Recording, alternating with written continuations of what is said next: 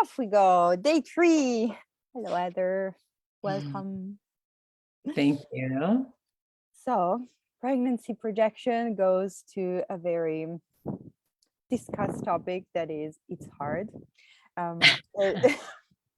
Which it's very funny because when we get pregnant, it's something that we hear quite a lot, like from pregnancy, and then it's gonna be worse because you need to, give birth, and then it's gonna be worse because you're gonna have a small baby, and then it's gonna be worse because it's gonna be elder, and everything is gonna go worse and worse. At least I don't know if in the States is what they tell you. In Italy, it's totally what they tell us. It can just get worse, which is like very empowering for people. Yeah. Well, I think there's also just a massive amount of fantasy around it too. That it's just going to be wonderful. And, it's like that sweet little baby is going to turn into a teenager and a toddler. And, I'm in the teenage stage right now. So I'm like, yeah, they're going to tell you to fuck off like sooner than later. So.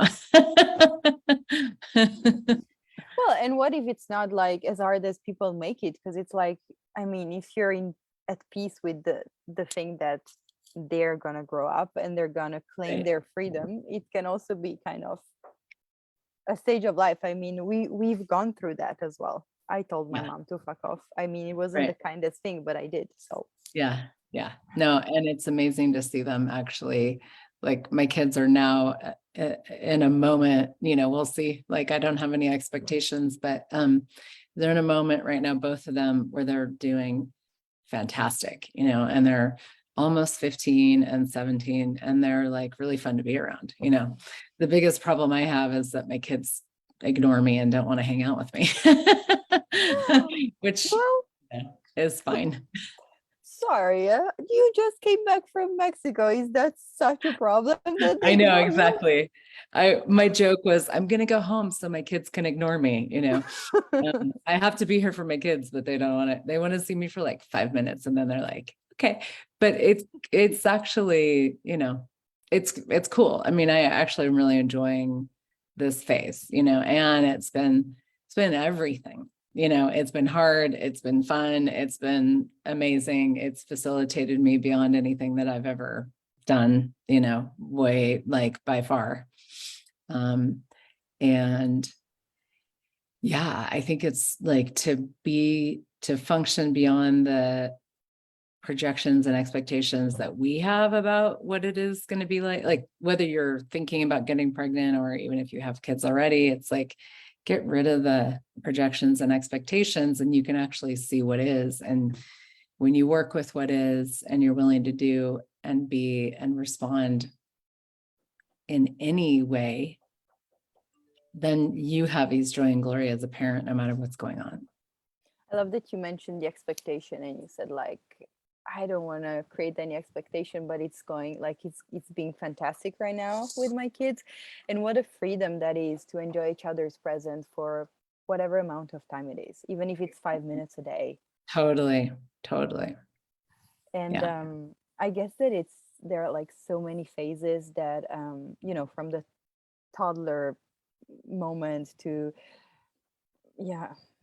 how do you call them, like tweens and teens, etc., etc. It's like I see my kid right now is my 3 kids are in Argentina, and the eldest one is 13, and he just sent me link of Minecraft video that I don't give a flying fuck about. I'm like, totally. No, and it's just like, you need to watch this, and they're, I don't know, they're not even fun, but it's like, okay, if that's how we were gonna communicate, sure. That's his way of connecting with you. Exactly. Yeah. And it's amazing how like without expecting something from your kid, they just have the possibility to experiment and explore whatever, and just find their reality as well. It might be completely different than what we expect or what we wish could be awesome for them, and we might have a lot of fantasies, as you were saying, regarding our kids and how we want them to have the best of the best in every field and more possibilities than we had or anyone had, but what do they choose, and what if that is okay as well? Yeah. It's quite interesting. So I was wondering, we're kickstarting with the pregnancy conversation, but really we can go wherever we want.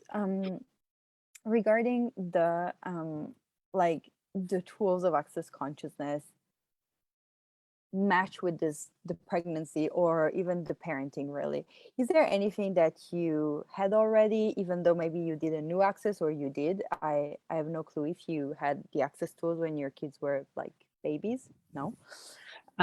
They were like 2 and 5, I think, when Well, yeah. So, but not pregnancy and baby. Gosh, if I had, I mean, it's all whatever, but I had very, very colicky babies. I hated being pregnant. I was miserable, and I had extremely colicky babies, especially my first one he screamed for 3 months, and, it was hell, and I didn't have access. And if I had, I know it would have been very different. So yeah, but yeah, I did have access shortly after, most of their lives. So I can't even imagine what it would have been like if I didn't. it's funny how many I get to talk with so many people that like do have the access tools and they use them as tools, so it's just a daily occurrence as you would use the keys or a glass or Yeah, something. totally. And sometimes, like, really often it happens that we're like, oh my gosh, I don't know how people do without bars, or how can people survive without, who does this belong to? I freak out even going to the supermarket for a thing and then going back home, running a very quick errand without the tools. It's much more overwhelming and heavy, and then you buy into everyone's solidity because it seems so real, but it's not necessarily.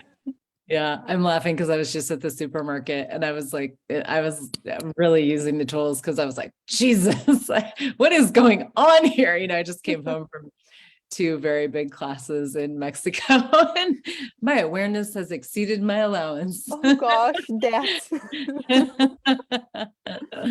Wow, Yeah. indeed. And I was wondering about, like, even like it's not something that at least it's not something that in Italy is very talked about, but I was wondering about like how many like double projections there are in the moment of pregnancy, because their projection regarding you and their projection regarding the baby.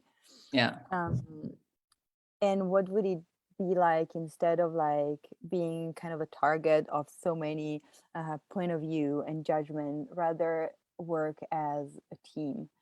And I recall that, I don't know, for me it was quite intuitive with my kids, that it was really like, okay, what are we gonna create?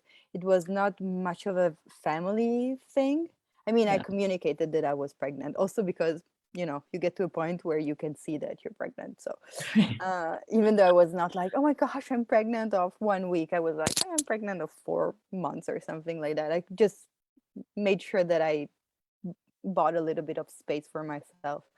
um, but I wonder now, what would it be like to just start co-creating with the little creature that is building literally organs and features inside of you, and just like letting them know that they don't need to buy into anyone's point of view, that they can create their reality, and choose.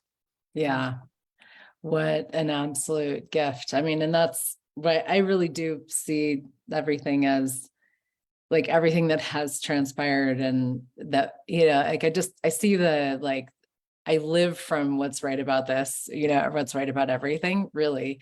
And I think, wow, gosh, if I had had these tools when I was pregnant, like everything would have been different. Because I was so miserable when I was pregnant, and like infancy was not fun for me. And but I didn't know that I could be talking to my kids in that way. Like I had some semblance of like connecting to them, but Mhm. actually, like, I didn't know that I was psychic, and I didn't know that they were psychic, and I didn't know that they were infinite beings. That, like I see now, it's like I see my kids as 4 trillion-year-old beings, just like me, so I'm like, I'm not really older than you. I mean, in this lifetime, I'm your parent, but I see myself way more as their facilitator than anything. Mhm.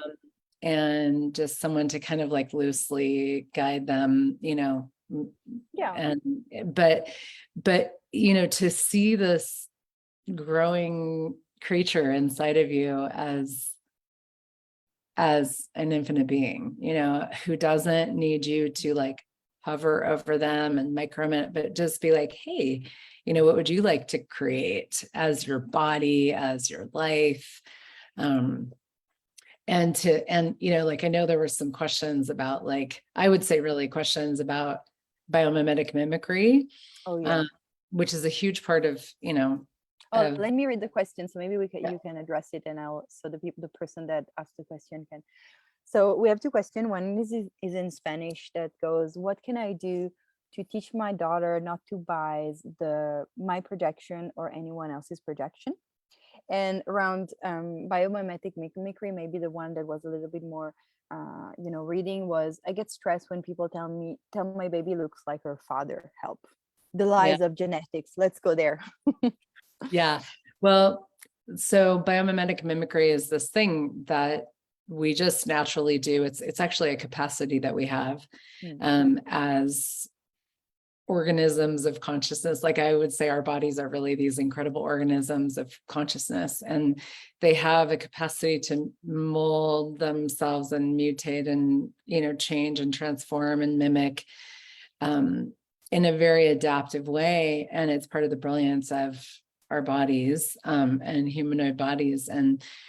But so then what we do is we oftentimes use that to our detriment, where we start to mimic our parents, whether you mimic their physical characteristics or their like we have, like, the body process of biomimetic mimicry is about other people's pains, pathways, and realities. So it's like you mimic their pains, whether it's physical pains or just pains of life, the energetic pathways that they sort of live and they get carved into these deep grooves, and their realities. And that can be how they appear physically. And it can also be, just how they function, and so there's a lot of ways that we do biomimetic and biomimetric mimicry. And Yeah. so there's a body process that's amazing. And I would say, like, anybody that's like concerned about that with your baby or your child, or however that might show up, like even taking on the projections of other people, it's like, run the body process. I mean, if you don't have it, take foundation and you'll get it in the foundation class. Yeah. But run it on you, run it on your child. If you run it while you're pregnant, your baby will get it. And the, people think they have to do all these very, complicated things, but the body processes facilitate us into a totally different reality on their own. Like, you don't have to Yeah. talk about it. That's one of the things I love about the body classes, is you can just shut up and let the processes do their thing, Yeah. you know? And it's So phenomenal because you just really take the conversation not in any possible way from the logical cognitive mind, but rather from the awareness of the body and what yeah, you know on a more, I would say, even animal level, like instinctive knowing, the one that you have when that is just, it cannot even get to the center of language in our brain. It's just like, what is required, when you see a baby that is crossing the street and you just grab him and that's it, and you haven't even, it's just like the mammal instinct that you have to, take care of you and take care of the surroundings as well.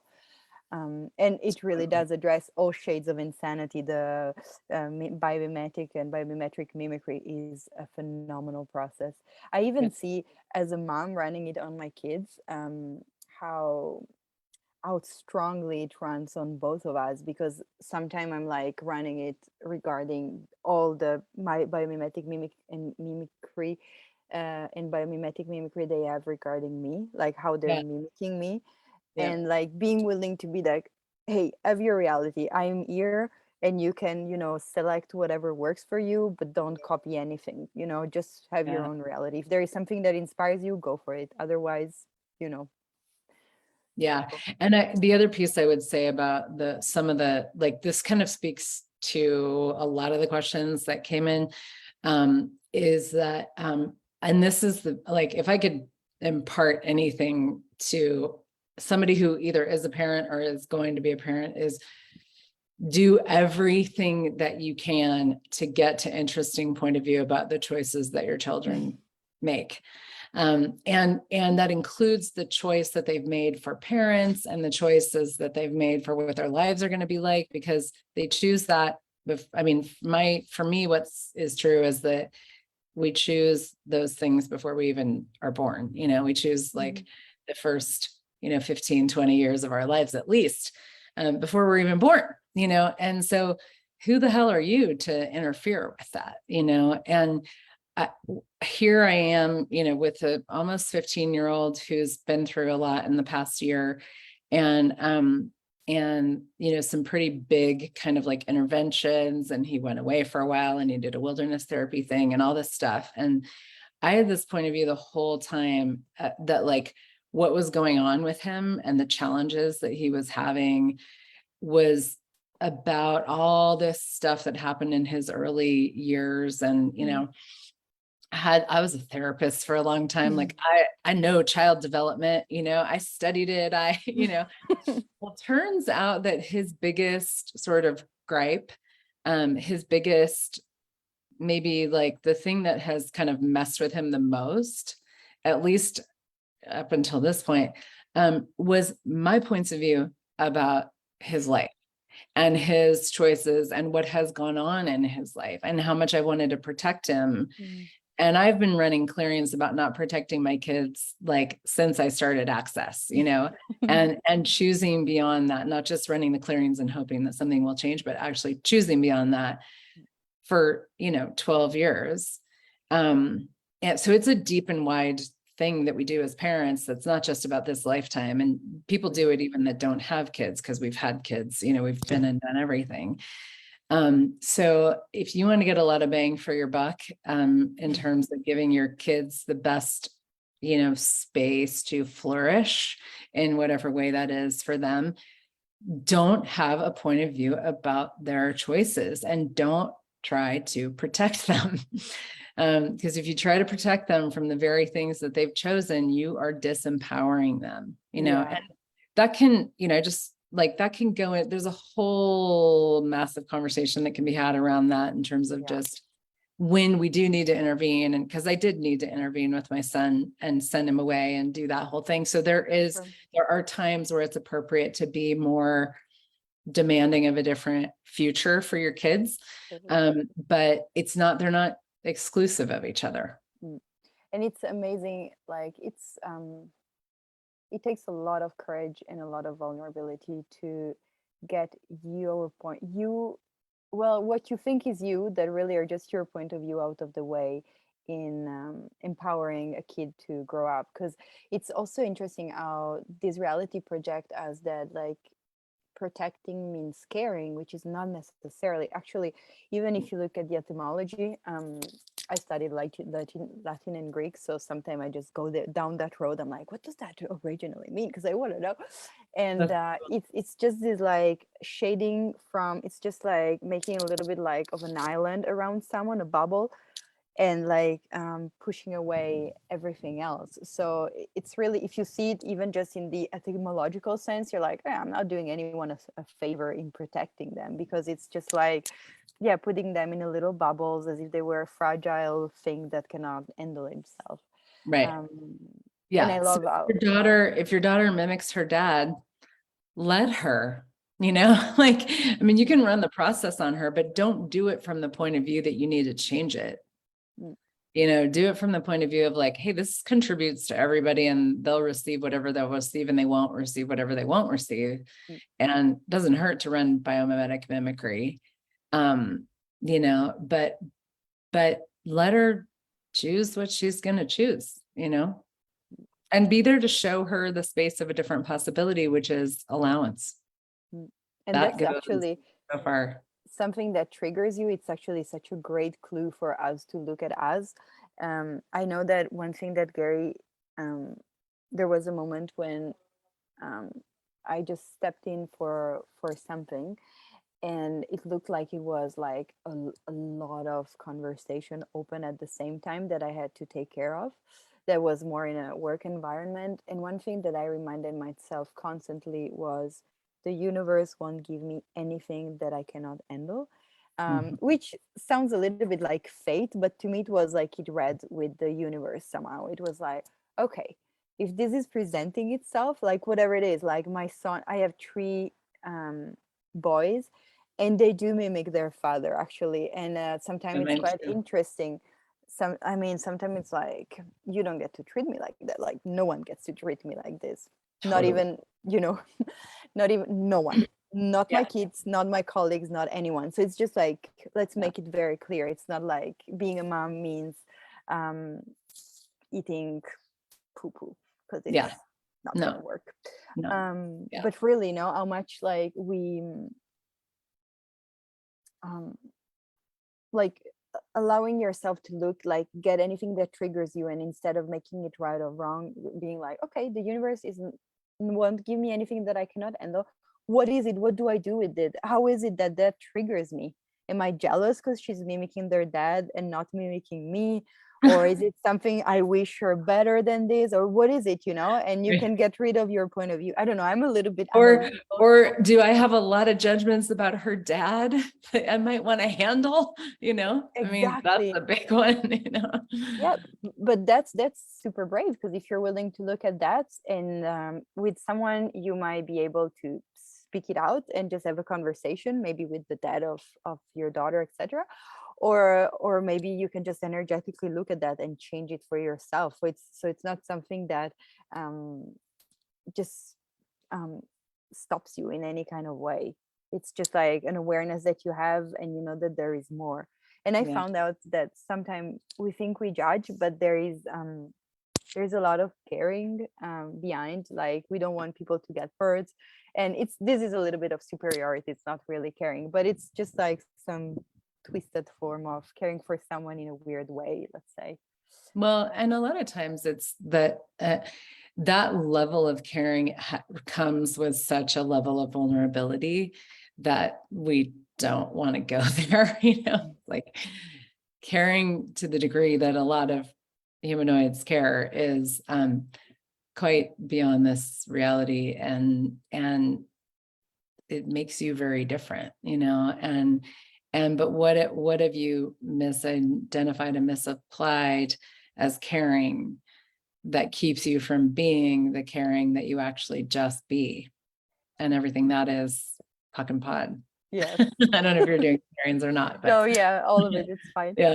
Can So I can I ask you a question? Like, you're an X-Men facilitator. I love this yeah. specialty. It's just like, oh, and I was wondering, is there any tool that you would give, like mothers or couples or anyone that is adopting, like mother or fathers to be, to have a relationship with their kids that empowers them, rather than, you know, in also in the spirit of, we're both an infinite being with different bodies and different body size, and I have a license, a driving license, you don't yet, that's it. What is it, one of the X-Men tools that you could suggest to people having a baby in their life? um Honestly, everybody hates this tool, but it's my favorite one, and it's the one that to me gives people the most bang for their buck if they're willing to use it, and it's interesting point of view. Mm, I mean, you don't really need much else if you have, I mean, then there's a lot of really amazing tools, it's not about that, but interesting point of view, like the actual choice, not just the like lip service of, oh yeah, interesting point of view, but you're still committed to your points of view, is yeah. actually choosing to get to the space of interesting point of view Mm, that gives you the allowance that like where that allows you to basically relax into everything that's going on in your life, but also gives you access to so much more awareness of what's going on, like of what you can choose and how you can handle different situations in a way. Because to me, I always want to, how I respond with my kids, I want I'm always looking at their future and the future. Like really, I'm just always looking at the future period of the world. Um, Mm. and doing whatever is going to create the greatest for that. Like knowing that that includes my kids and me and all of that. But you can't, sometimes those choices are really tough choices that if you have a lot of points of view, you're not even going to realize that you can make those choices. You know, like when I sent my son away, that was a huge choice. And it was, by the way, because I was like, nobody treats me the way that you treat me. I don't care if you're my child. Like, I don't live with people that are, you know, basically invalidating, you know, Yeah. and lying and all that stuff. I don't live with anybody who treats me that way, even if I gave birth to you, you know? But sending him away was a choice that I had to get to a level of allowance of everything. And I had to get to a level of willingness to, because when you get to allowance with everything, then you also open up all the choices that you weren't willing to have before because you had judgments of those choices, you know? So I had to get to allowance of the situation and him and me and what was true for me, and then the choices that I could make. And once I had that, it was like, then I could even perceive the choices that were going to create a greater future. And then I could also make them. And I actually, like, I sent him away and I was so happy, you know, and I was on the Zoom with all these other parents after we, you know, like the night that we sent him, and they do this weekly Zoom, and it happened to be that night. And I was like, I just started to perceive like everybody's world, like all these other parents that had their kids at this place, and they were like devastated and so upset and so worried. And I was like, I'm free. You know, I left for Europe a few days later. I went to Europe for 3 weeks. I was like so happy, you know. Gosh. But The freeing of being an anomaly and knowing that. And gosh, I mean, when you, I mean, I don't know the whole story, but I know that one of your sons went to like this space for a little bit. That is really showing leadership in a pragmatic way, even in the family. Geez, it's such a, like, people would be leader in all other places where they can be seen, but then they wouldn't in the family, and doing that in the family, it's fucking badass. I'm just like, I mean, it's really, I know that I read something that you wrote, and I was like, wow, yes, that is completely inspiring. That is the willingness to be brutally honest with you. And also, and we don't talk much of consequences in access, but there are some guidelines, there are some things that we have the responsibility that we teach the other people how to treat ourselves. And so if those, you know, few guidelines are crossed, we need to be able to have our voice as well and be like, this is not acceptable, totally, this is not working. And how much, what this is freaking empowering, because so many parents would rather protect and hide than expose themselves and expose their kid as well, which is the thing we don't really want to do, because we can expose ourselves because we know we're wrong deep down inside. So we're like, I mean, I'll expose myself, you know, more or less, but like with our kids, we don't want to.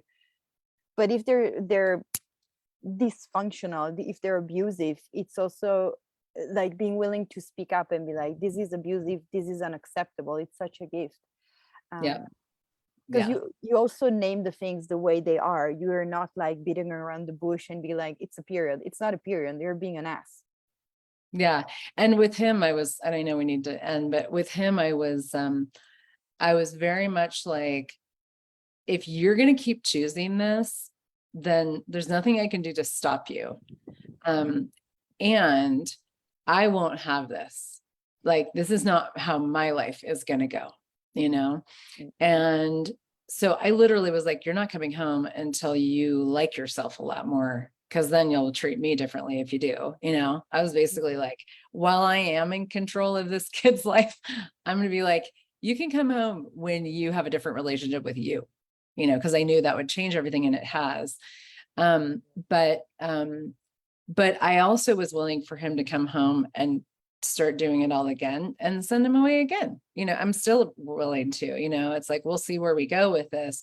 And if he is so committed to destroying his life, I can't stop that. I mean, I can, in these years until he's 18, I can do as much as I can do to direct the, where I see he can go, but if he wants to, if someone is really intent on destroying their lives, you can't stop them. Yeah.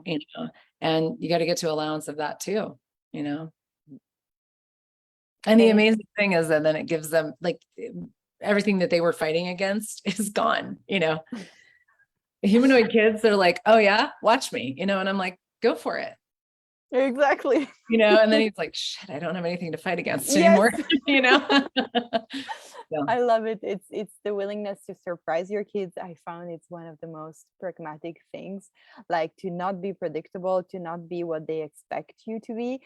For a way or another, I kind of I don't know, I kind of don't allow my kids to think or to treat me as if I was a mom or predictable, or because I don't like to be controlled by anyone. But I think it's nice when they try and you're like, oh no, I mean, yeah, I won't cook tonight. Even for Italy, this is revolutionary. Let just let me state that it's not like for anyone else. It's like, of course, don't. But in Italy, it's like, oh no, I'm not cooking. I'm done. And they're like, okay, and they step up and they're like, okay, I'm gonna choose whatever it is. I'm gonna cook dinner, or I'm gonna order a takeaway, or I'm gonna, I don't know. It's interesting. You were talking about, and I'm sorry, I think we might even need to close. We will very soon.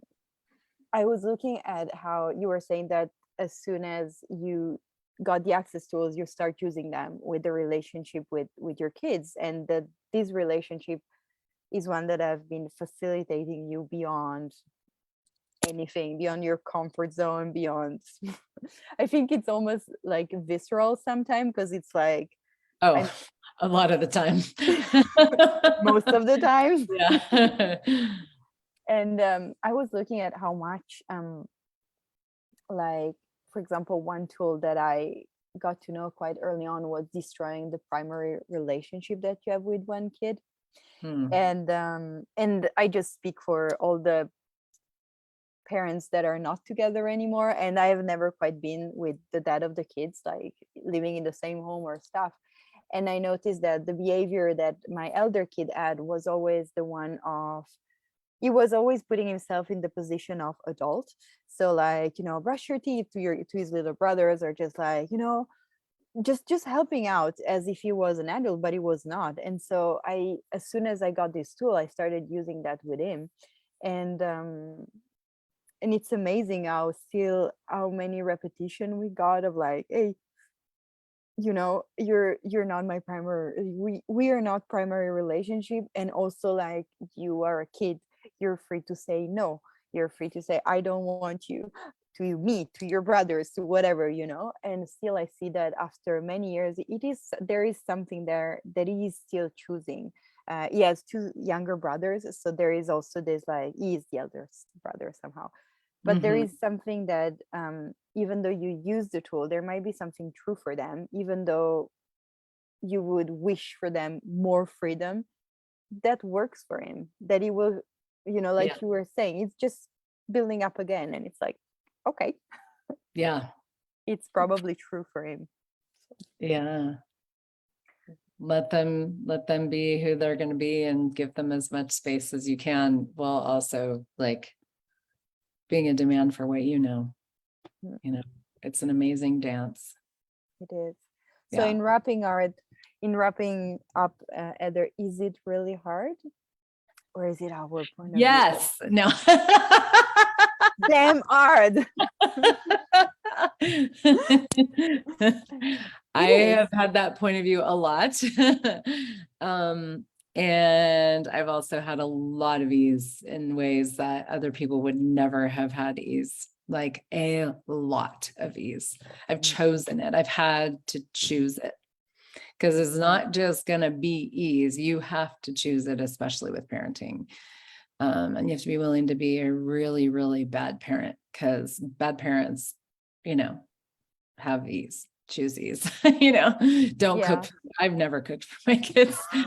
They're like, my son said to me, Mom, you're a good cook when you cook, which is like a couple times a year, maybe, So, yeah, I mean, Yeah. but it's like choosing like include you in the equation, like you matter and they chose you for you. They didn't choose you so that you could be some, fantasy parent, like they chose you for you. So the more you choose you, the more you show them a totally different possibility and the more ease you get to have. Indeed. So hard plus ease. I liked it. Hard plus ease. It's a great combo. No, but really, I think that's really the question. Like hard is maybe the intensity that we did it, and then it's also like, okay, but what if it's his joy and glory? Even that. Totally. Yeah. So let's go with that. Thank you Yeah. so much, Heather. Yeah. Thank you. And oh, does it get even better? Yeah. So like, yeah, really, really, thank you so much. And Thank you that's for it. having me. Okay. That's it. I will see everyone else tomorrow 9 p.m. For the next episodes. And thank you again, Heather. See you all. Okay. Bye. Bye.